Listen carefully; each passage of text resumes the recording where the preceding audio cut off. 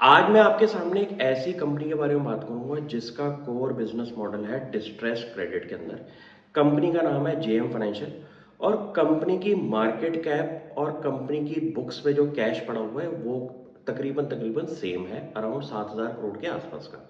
लेकिन ये एक ऐसा बिजनेस है जहां पे आपकी रिस्क एपिटाइट भी ज्यादा होनी चाहिए, क्योंकि इसके अंदर रिटर्न की पॉसिबिलिटी भी बहुत ज्यादा है। पहले तो ये समझेंगे डिस्क्रेस क्रेडिट होता क्या है। जो भी आपके बैंक्स होते हैं जो कि लोन प्रोवाइड करते हैं अपने बोरोवर्स को, बड़े बड़े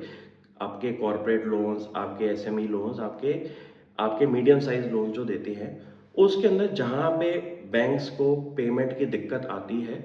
तो वो जो एनपीए वाला बिजनेस है वो ये डिस्क्रेस क्रेडिट प्रोवाइडर्स को देते हैं,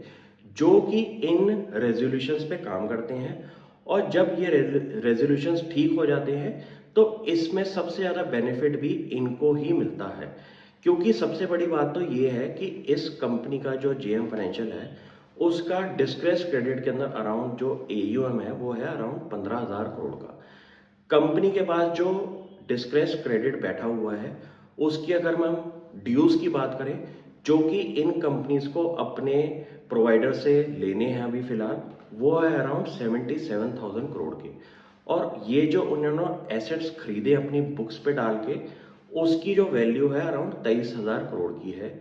जो कि इन्होंने एक बहुत बड़े डिस्काउंट पे खरीदा होता है। क्योंकि जितने भी आपके बैंक्स हैं उनके पास एक्सपर्टीज नहीं होती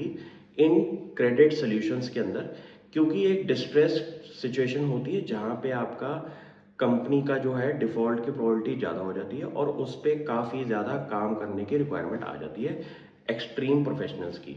तो अब इस बिजनेस की अगर मैं बात करूं तो ये एक ऐसा स्पेशल सिचुएशन बिजनेस होता है जहां पे आप कंपनी के साथ मिलके थोड़ी सी क्रेडिट प्रोवाइड करते हैं, उस बिजनेस को वापस रिवैम्प करते हैं, और जब बिजनेस चल जाता है तो उसके एसेट्स को या तो आप सेल करके अपना लोन वापस लेते हैं या फिर उसको फाइनेंशियली टर्न अराउंड करके एक थर्ड पार्टी को भी बेच सकते हैं। अब मैं इस बिजनेस के रिटर्न ऑन एसेट्स की अगर बात करूं तो अराउंड 2.4% का है, जो कि एक बहुत हाईएस्ट लेवल पे बिजनेस आप कह सकते हैं कि बैंकिंग ऑपरेशन के अंदर काम कर रहा है। रिस्क ज्यादा होने की वजह से इसके अंदर रिटर्न्स भी आपकी ज्यादा होती हैं। और कंपनी की अगर मैं बात करूं जेएम फाइनेंशियल की, तो उन्होंने इस सिर्फ बिजनेस के लिए अराउंड 50 प्रोफेशनल्स रखे हुए हैं, जो कि धीरे धीरे इन कंपनीज को वापस जिंदा करते हैं और इनको फाइनेंशियली टर्न अराउंड करके अपने एसेट्स बेच के उसका जो पार्ट है प्रॉफिट का अपनी कंसोलिडेटेड बुक्स में दिखा देते हैं। ये एक बहुत टेक्निकली एडवांस बिजनेस होता है जहां पे बहुत ज़्यादा रिस्क लगता है आपका, क्योंकि एक बिजनेस जो कि बैंक ने डिफॉल्ट करके आपको खरीदने के लिए बेचा है, उसके अंदर आप पॉसिबिलिटी ऑफ रिटर्न्स की देखिए कि कितनी कम होगी। लेकिन इनकी भी एक्सपर्टीज वहां पे काम आती है कि उसमें उस लोन्स को ये अच्छी तरीके से काम करते हैं कि इसको या तो बेच दें या तो इनको थोड़ा सा क्रेडिट दे के वापस बिजनेस को चलाएं और अपनी पेमेंट्स को वापस ले लें। तो जेएम फाइनेंशियल का सबसे अच्छा बिजनेस तो ये है। प्लस जेएम फाइनेंशियल के बाकी बिजनेसेस भी हैं जिनकी मैं आगे जाके बात करूंगा, जैसे कि कंपनी का हाउसिंग लोन पोर्टफोलियो भी है, कंपनी का इन्वेस्टमेंट बैंकिंग बिजनेस भी है, और कंपनी की बाकी लोन बुक भी है जो कि इन बिजनेसेस से अलग रहती है।